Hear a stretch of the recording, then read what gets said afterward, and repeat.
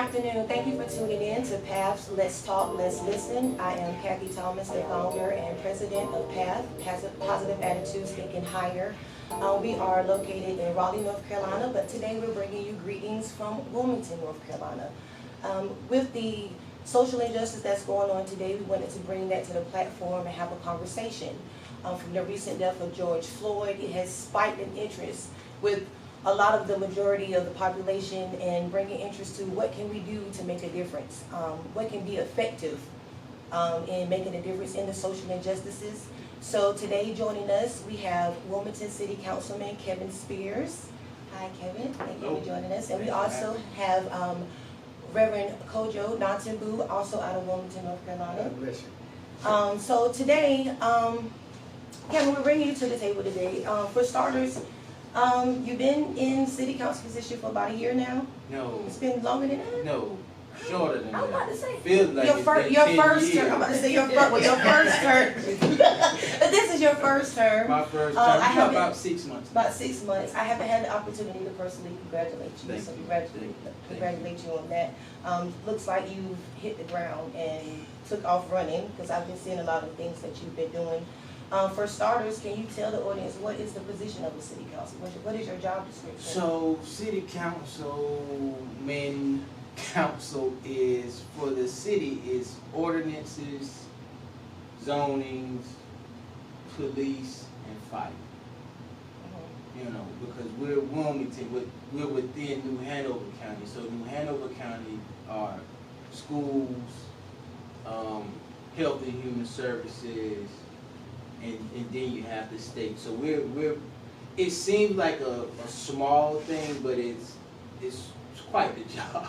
It's really it's more than people think it is. And then you know it's funny, I think it's council, COUNCIL, but a lot of times people think it's council, COUNSEL.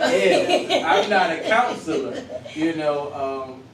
But you know, just everything that's taking place in Wilmington, because people know me, they want me to be a part of it. They want me to help with, you know, what decisions should be made, or any discrepancies they see, anything that happens now. That's what people want me to do. But mainly it's just zonings, ordinances, and fire department, police department.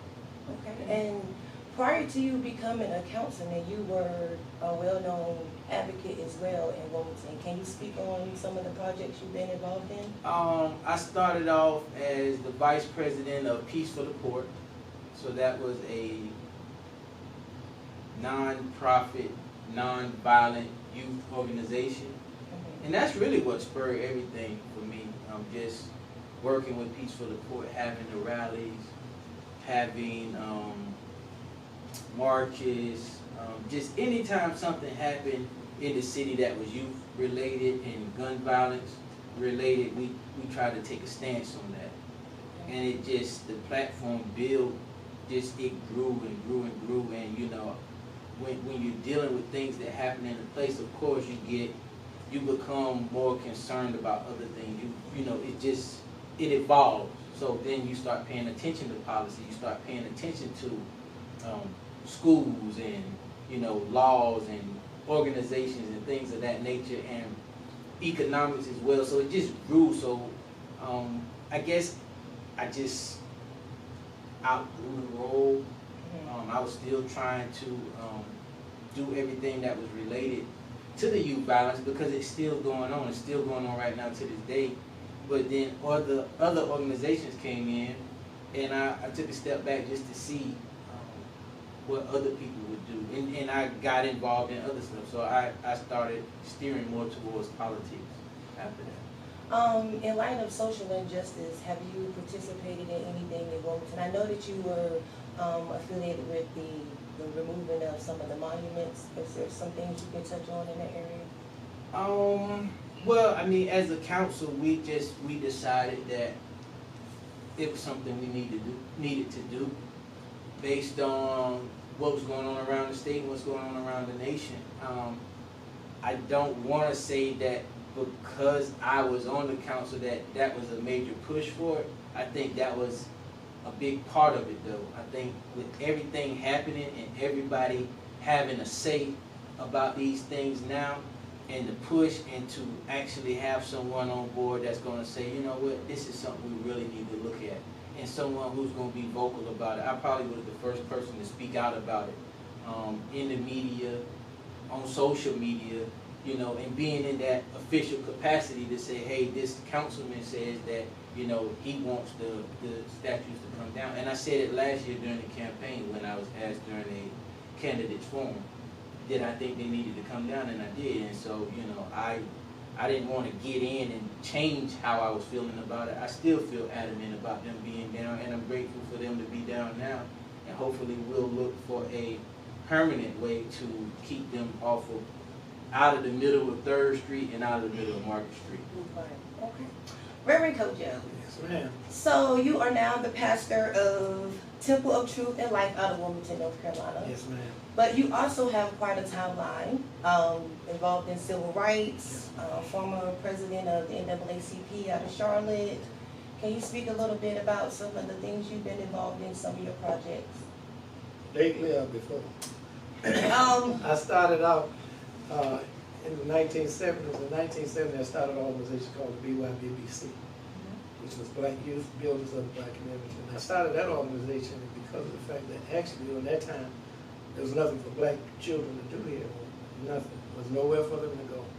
So I started a program. We got some people together. We started a program. We got a building. We had our own library. We were tutoring kids. We would go to the schools and check, you know, with the fact on our kids and try to help them out.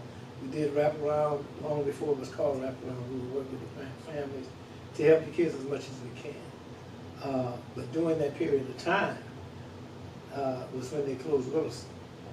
And they started having trouble with Hargett and Hanover with the students. And there was a lot going on. The students were griping and raising a lot of questions about the equity that they were having in the school. The children wanted to boycott.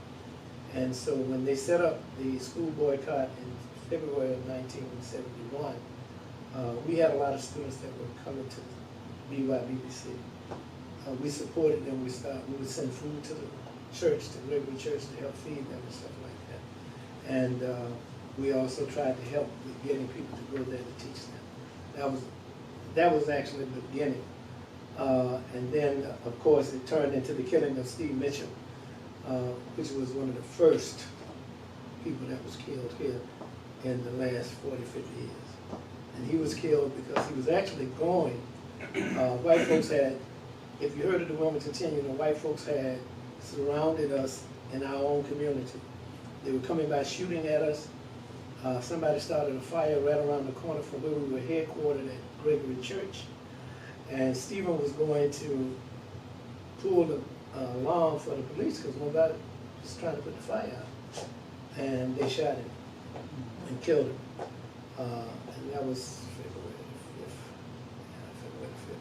February the 5th, 1971.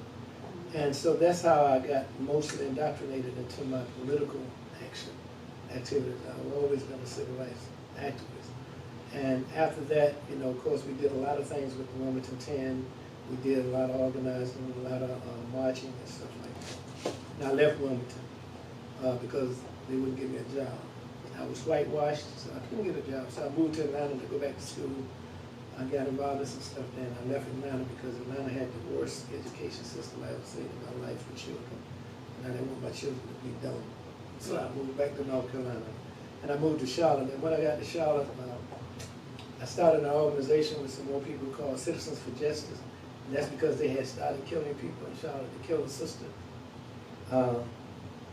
They shot a sister in the head. Police, she was going with a police officer. The police officer killed her, but they made it look like she was running from the police. She was running from him, who was the police. She ran into a telegram pole, almost killed herself. She was unconscious. And he reached in the car and shot her 4 times. Okay. And we started an organization, like I said, called Citizens for Justice, and that started my community activity, protesting and stuff in Charlotte. And after that, they killed another sister named Elaine Barter. They was killing people right and left. And the organization at that time, we were just doing a whole lot of things like that. But I had already gotten into ministry. I was in the ministry when I got there. And I joined the NAACP, and eventually I became the president of the NAACP. And of course, we've always been fighting for equity in the school system, equity in the government system, and fighting against police brutality and the killing of so many of our people, because they killed another sister by the name of Elaine Bartiker, and they killed her. She was in a car with a white man, and there was a traffic inspection. They were inspecting people's license. Now, he was the driver. His license, the only person that was looking for. He broke out of line and tried to run. For some reason, they don't even know why he left, but he just broke the line. Well, I had never seen anybody chase. You know, you break the line and go about that. They'll send somebody to get you, but I never seen anybody get chased. They chased him and got him cornered, and they fired 40-some shots into the car. He never got hit, but they shot the sister 20-some times.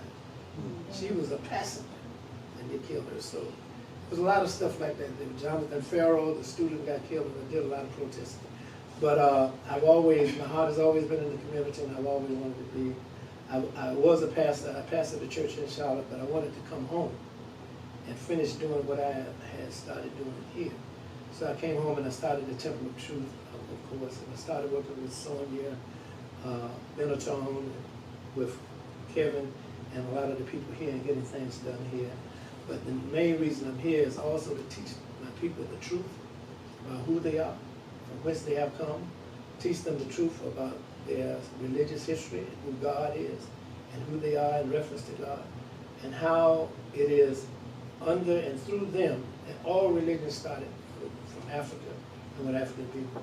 And it's no joke, it's no one day, there's no mistake that African people are more spiritual, more godly, more holy, more humble than other people. Is because God brought religion to us, and He has a response. African people have a responsibility.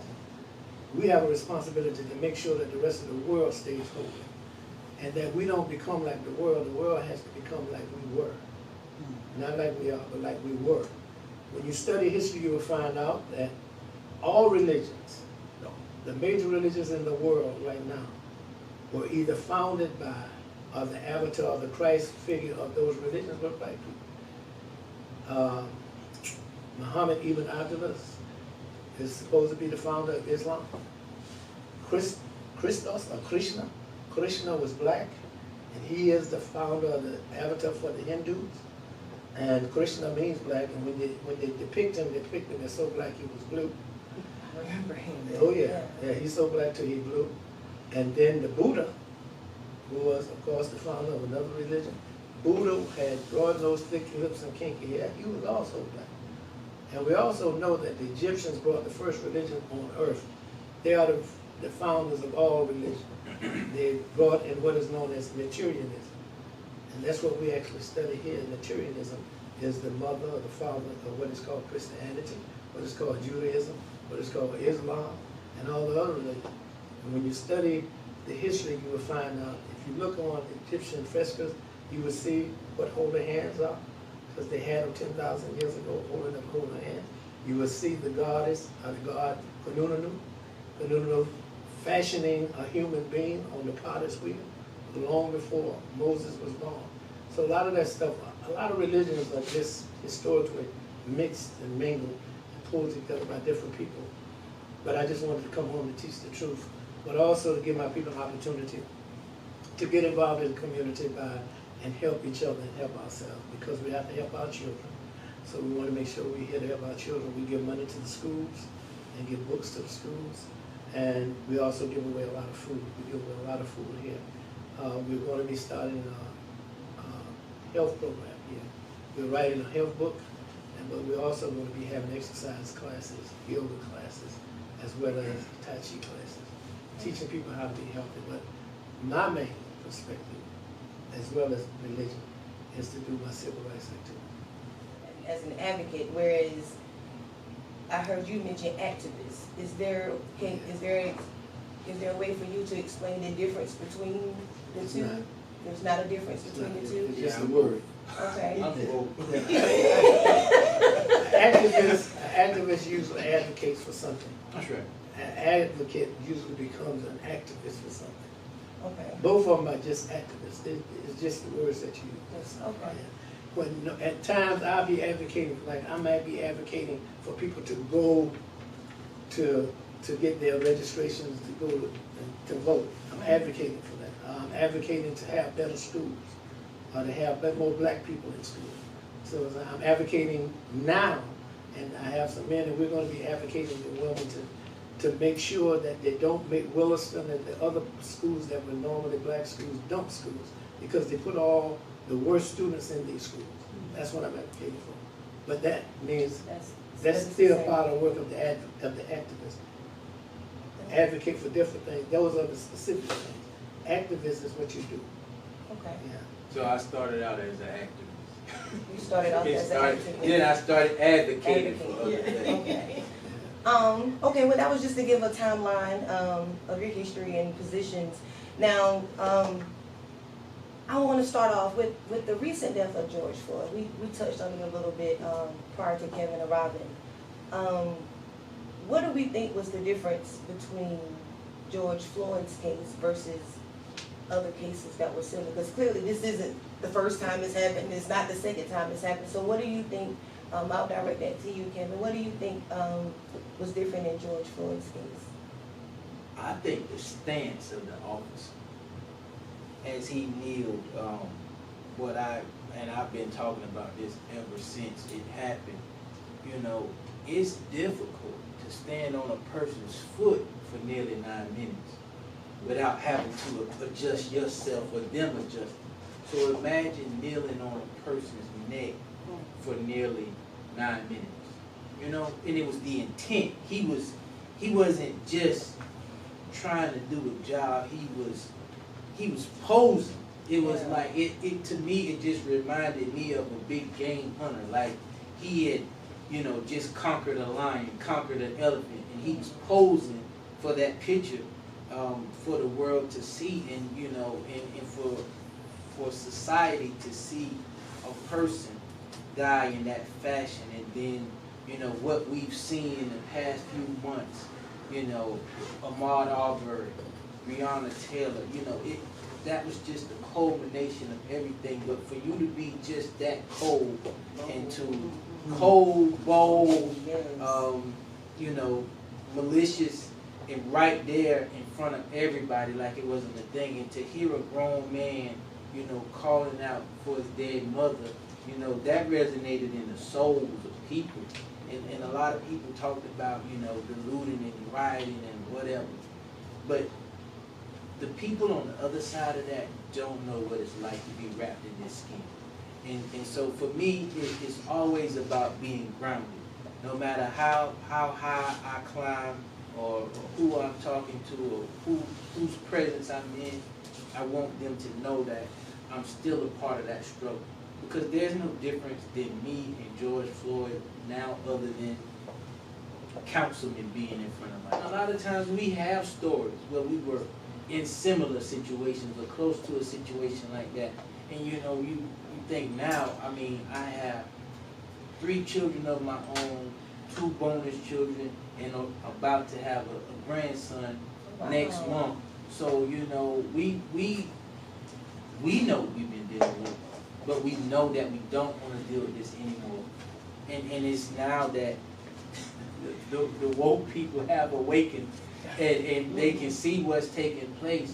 You know, they want to participate for whatever reason, and we'll take it for what it's worth. But when people go back, you know, when society opens back up and people are able to go back and do the things that they want to do, it'll still be us here doing the work that we've been doing for. The main difference is the fact that you did have 3 deaths at one time that were conflating the people's attention and conflating the very ominous reality is that something is wrong in this country when in less than a month 3 African Americans can be killed by the police without question, without them having done anything that was dangerous, that was questionable, and they were just gone.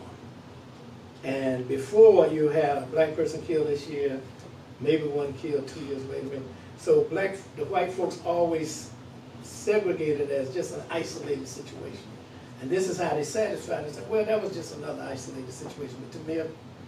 This is another isolated situation with Trayvon, you know, and all the others, because they were so far apart. So they couldn't put it together. But in 1 month's time, you got 3 African Americans killed by police, and all of it was very obvious that neither one of them should have been killed. But I also think, more than anything, this was the time. There's always a time for everything. And Martin Luther King used to call it zeitgeist, zeitgeist. And that means that's when the elements in the universe and the elements in the world are just come together to put things in perspective. So whatever is happening in terms of between man and what is going on between man and government and man and nature, whatever, it comes together to a head where something has to change. It's just like what Einstein called the quantum leap. When everything comes together, then there's a big leap. We've been having marches and raising hell forever. But now, this time, you got more white folks marching than black folks.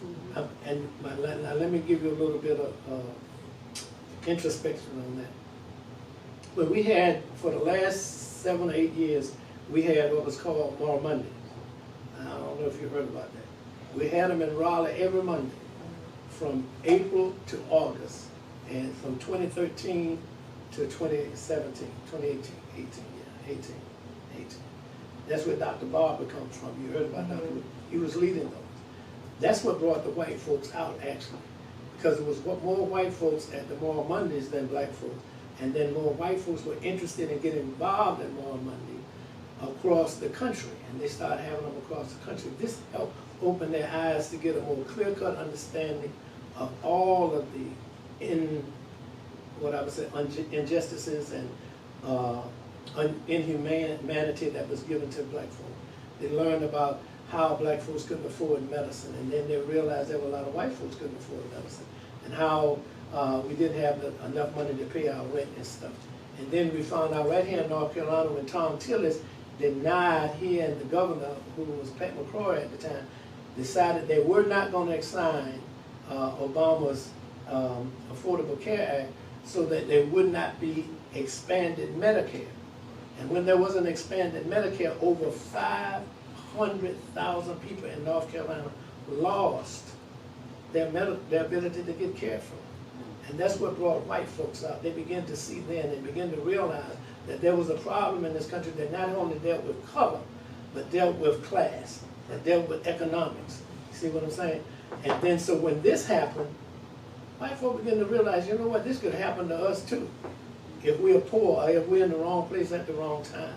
But I still think it's a part of what God was doing. I've been preaching and teaching my church for the past 3 years that actually in America, if nowhere else, we're living in judgment time. Not the end of the world, but judgment. Judgment is when God allows things to happen, allow the confluences of the universe to come together, where people begin to realize that, you know what, you're not in control. You know what, you don't have as much time as you think you have. And what was happening is just in the last 5 years, when we've had all the floods and the hurricanes and stuff like that, what people hadn't realized is that because of the flood, just the hurricane and the floods, first of all, we're losing a lot of shoreland, and the waters are coming in further, which is going to make it almost impossible in the next 3 or 4 years for people to live on the coast, all right, because they're becoming floodplains. The second thing is when the Missouri River and the Mississippi River has flooded every year for the last 5 years, they have washed away the topsoil. So that is the heart of the country. That is where most of the food is, what you call it? Is raised, where they put produced, where they produce all the food. So now what is called the food belt of America is almost diminished, and this year alone we're going to be losing food long before this stuff happened. So then we have the virus comes along. Before you get into the virus. No, I'm not getting into the virus. I'm just showing you the confluence of all of these things. Yeah. All of these things come together that man didn't have nothing to do with, but he did, but he doesn't. You understand? Because we're in judgment because we're being punished, and you can think what you want. I just feel like this is the punishment that we'll get because America is such a wicked country. America is such a diabolical country. And it's time for America to wake up. And if you read Revelations 14 through 18, you know what it says in 15?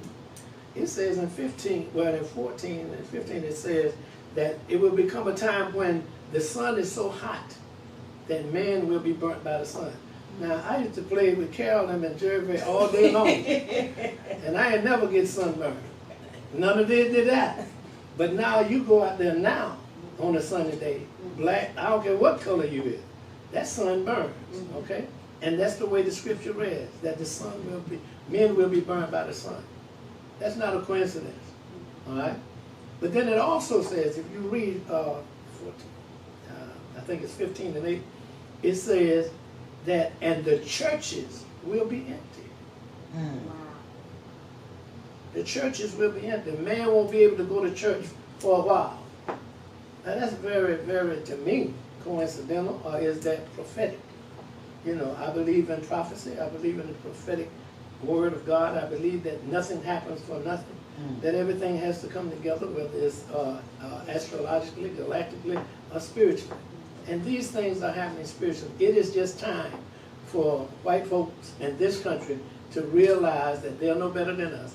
And somebody's going to raise their head and say, listen, it's time for justice and equality in this country.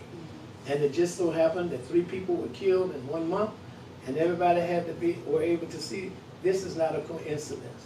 This is a problem. And that's what happened. And then we find out now that it was another one, and another one, and another one, and another one. And in the same week when George Floyd was killed, they found 2 brothers hung. But since that time, they done found 6 more. Everybody's wondering why these men be hung. Then they found out some information where it says that they, what they call them, white supremacists are saying they're going to kill as many Negroes as they can, as many black folks as they can. All of this is just the culmination of a bunch of things. That's zeitgeist at the right time. You just mentioned the pandemic. That was actually a question I was going to ask. Go ahead. Do we think that the pandemic actually played a part in people waking up? Because, you know, more people are quarantined, they're at home. So do you think the pandemic might have played a part in that as well? The pandemic has had a 2-edged sword. First of all, it's making people realize that they have no control. That's the one thing that God wants all of us to see. You have no control over anything, really. You know, but the second thing is this. You know, God inspires us and requires us to take time to think, to meditate. Not just to pray, but to meditate, assess the situations of man, situations of, they need to be thinking. But they're more concerned about getting out the house, going to the beach, doing what they want to do. They even begin to say that this is unconstitutional. Right. So you're going to tell me that the coronavirus is unconstitutional because the only way that you cannot get it is stay your hind parts home and act like a civilized individual and wait till God says it's all right for you to come out. Which means they have no respect for the things of God. They have no respect for what God does in the time of God. They want to do what they want to do. And God is trying to show us that you are not in charge. Did you want to add to that, Kevin? I will. I think the pandemic is a part of the reason why we see so much activity. People have been at home dormant, glued to social media, glued to the TV, glued to everything. All we hear right now is COVID-19, coronavirus, stay at home, shelter in place, murder, murder, murder. You know, so you really need to disengage, you know, to keep some level of sanity. But, you know, and so that's what you're seeing. So people are saying, well, you know, you want me to stay in the house, but this is going on outside. I'm going to go outside and be a part of it. I'm going to go outside and be a part of history. And I'm like Reverend Kojo, you know, that you talked earlier, people say you're an advocate or an activist. Why aren't you out here? Well, I got babies in the house. I got a family at home, so I'm not, the coronavirus has provided me more time to be at home. I mean, I'm working, I'm at home. I'm working, I'm at home, and we are having city council meetings on Zoom. So, you know, even if I'm in the house, the kids are going to go nuts because I'm home. But you know, so sometimes I'm sitting in the car having a city council meeting because it's quiet in there. But I'm still able, you know, I'm right outside the house, or you know, I'm there. So that level of peace and quiet and, you know, being able to stay home and stay grounded is there. But you're getting people who are saying, I'm gonna go outside and be a part of this. I'm gonna go outside and be history. This is history. This is a historical moment. And that's how a lot of people are feeling. Generation Zers and Generation Yers. They're out there right now in the street because they have not experienced this. They haven't paid attention to this. We've seen it over and over and over and over and over again. But now this is them. This is the story they get to tell to their children. You know, when George Floyd was killed, we were out in the streets of Wilmington. We took the statues down. We got the first black police chief hired. They want to be a part of that historical moment. You know, it's kind of like someone being able to say, you know, I knew Dr. King. I was at the Montgomery bus boycotts, or you know, I was part of the Wilmington 10 or something like that. I remember the city burning. You know, it's something that they want to be a part of that legacy. They want to be a part of that change. So it makes sense. But like I said earlier, when everything opens back up and the dust settles, who's still going to do the work? Another thing is why I say this is zeitgeist. If we think about historically about all of our ancestors and the way that they did things, and how they did them, and the time that they did them, then we can realize there's a time for everyone, just like Ecclesiastes says, there's a time for everything, there's a time for everyone to do what they have to do. One of our greatest leaders was a man by the name of Marcus Garvey. Marcus Garvey is actually the one who adopted the red, black, and green, the creator of the red, black, and green, as the symbol of our unity and our destiny. But Marcus Garvey said something that all of our children need to hear, and all of our different groups need to hear. He says, every generation is endowed with a mission. This ain't got nothing to do with somebody giving you orders. This is the universe giving you orders. Every generation is endowed with a mission. You either pursue it or betray it. And you have to decide when you feel the urge, when you feel the unction, when you feel the pain, do you pursue it and try to become a part of the remedy or become a part of the problem? I know for me personally, I think George Floyd's case was the first time I actually had hands-on. Of course I hear about, you hear about it on the news, you talk about it at work, but this was the first time that I actually, it hit me and I did have the opportunity to go to his wake.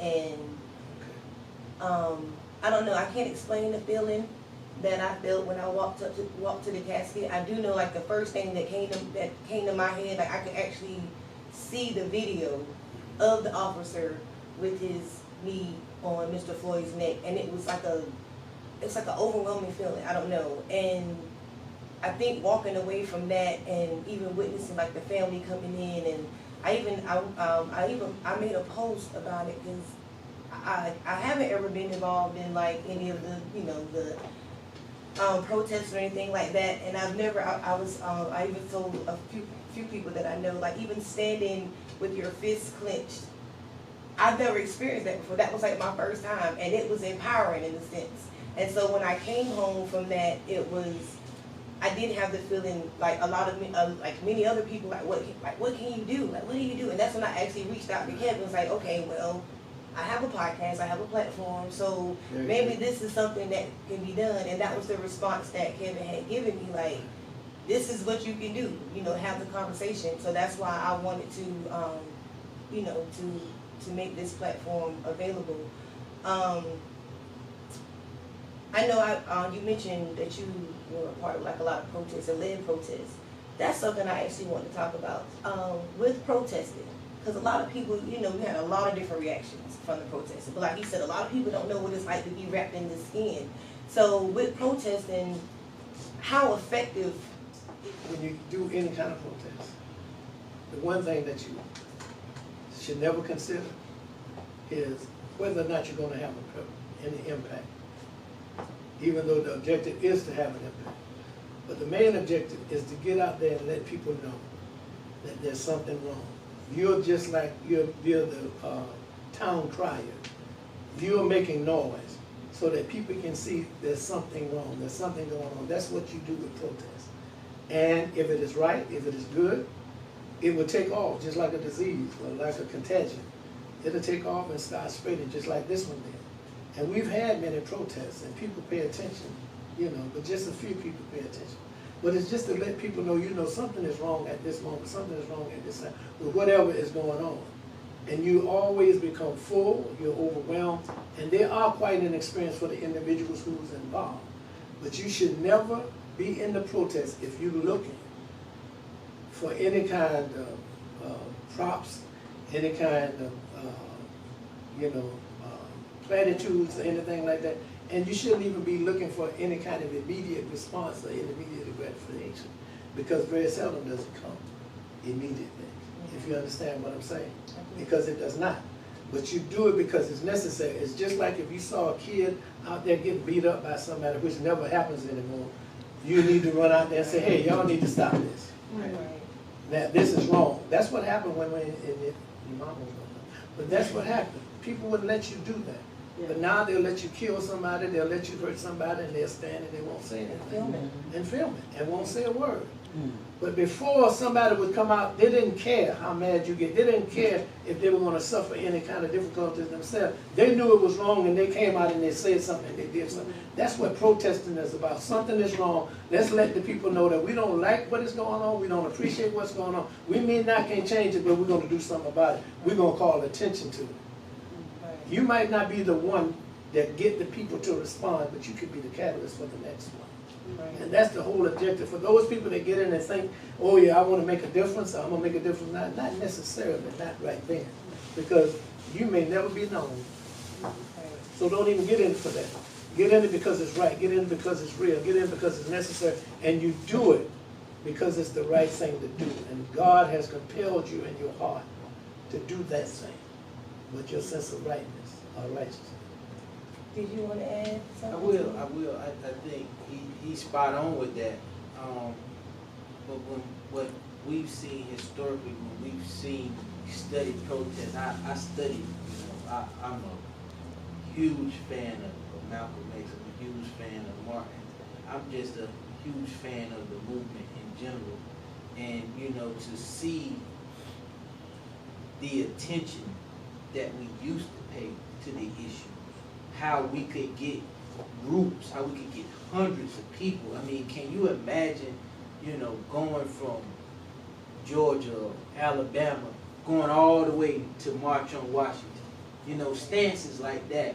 And so I think when, early on when I said, I'm gonna have a protest, I want 300, 500 people out here, because like he said, you are the town crier. And here's the message, and the people with you in solidarity gives the impression that the people or the powers that be have to take you more seriously the more people they see. The more times they hear that, hey, this is the issue, and we stand on this, and we don't want to deal with it anymore, the more serious they're going to take the issue at hand. And what you see here is you can get a few people out, and you can, but it's easier for a person to type. It's easier for a person to be a social media activist or advocate. People, it takes bodies in seats and bodies in the streets for the message to really be profound. And that's the one thing that we've lacked up to presently, where we see, like Reverend Kojo mentioned earlier, a lot of white folks in the streets. But you question the validity of the movement because there's nothing else for you to do. You know what I mean? This has been our struggle. This has been our struggle for a lifetime. Not just because it's trending. There was a George Floyd before there was a George Floyd. There was a Ahmaud Arbery before there was a Ahmaud Arbery. There was a Breonna Taylor before. You know, there was a Trayvon Martin, a Walter Scott, a Tamir Rice, all of these people. I mean, what's the young man, Mr. Brooks in Atlanta, a week after George Floyd was killed. So, you know,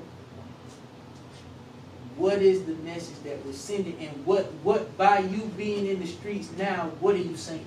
Right. How'd you miss it?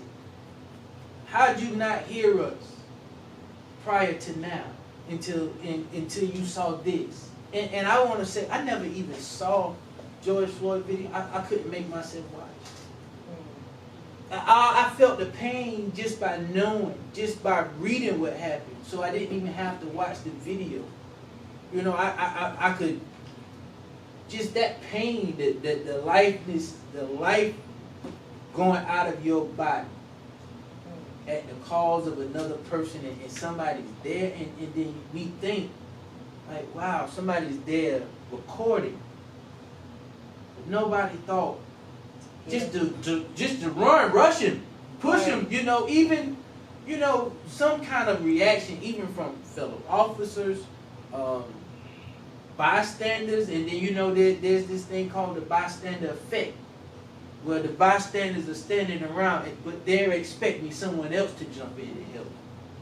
And again, like Reverend Kojo said, oftentimes I've been that help. I know one night I was walking downtown, and I was walking past a bar, and it seemed like the whole bar was white, and it was one little spot in there, and they had him in the headlock. And they had him in the headlock, and they was all surrounded, they was hyped up. And it was me and somebody else, and before I knew it, I ran in the bar. I said, let that man go. Let him go. And they looked at me like I was crazy. I said, let him go. And I grabbed him, I pulled him out, and so they were like, who are you? Who do you think you are? I said, I can tell you what, if you touch me, it's going to be a bad day in here. And they're like, he ran up a tab and he don't have any money. I said, so what? It has nothing to do with you. And then he started saying, so what if I did? I said, you shut up. You shut up. You shut up. I'm going to get you out of here. I'm trying to help you. Yeah, I'm helping you. But listen, these people want to tear you up. But you know, that's what activism is. That's what protest is, in injustice. I didn't, you know, normally, or I would say 10 years ago, 15 years ago, that would have been his business. But when it's activated in you, like the Reverend said, when the universe says, boom, it's your time. It's your time for you to go out here and fight for what's taking place out here. You just do it.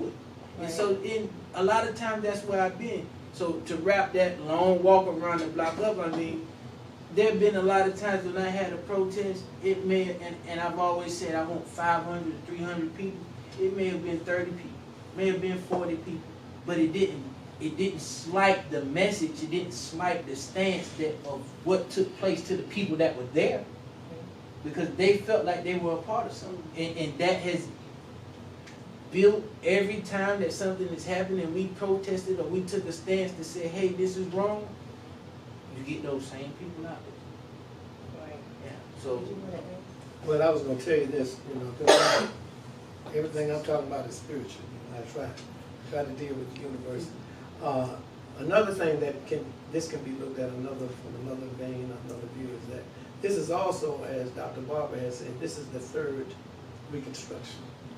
The first one, Reconstruction, seems always to come after there's a big change in the state of the nation, or the state of what is going on. Right after slavery, right after the Civil War, was Reconstruction. But during Reconstruction is just as bad as what the previous conditions were, because in Reconstruction, there they are trying to come and put it back the way it was instead of moving forward and making it better.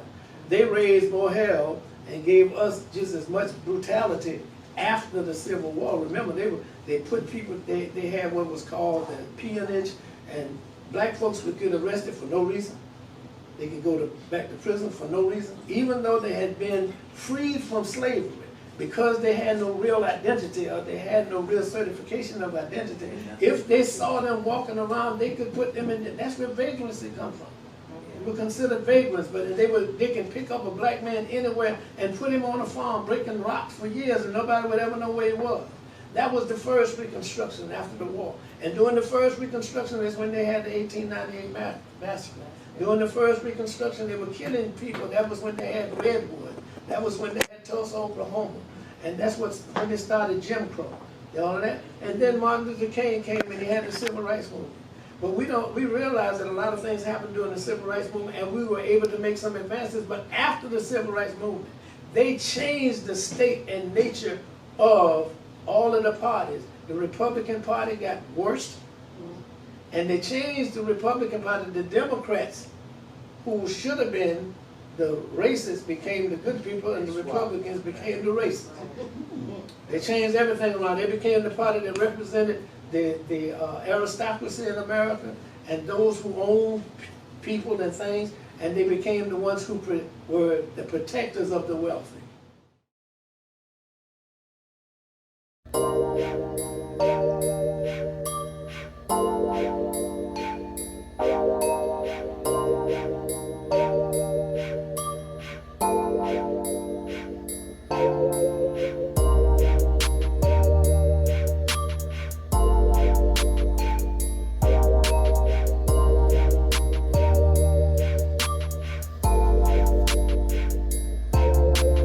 Positive attitudes, thinking higher. You can do anything you desire. Positive attitudes, thinking higher. You can do anything you desire. Wanna change my life, need a new start. Focus on my goals, following my heart. Never dwelling on negativity. Being positive is what I claim for me. Better attitude, brighter future. Know where I'm going, finally know my worth. Always working hard, strive to be the best. That's the path you take when you want success. Positive attitudes, thinking higher. You can do anything you desire. Positive attitudes, thinking higher. You can do anything you desire.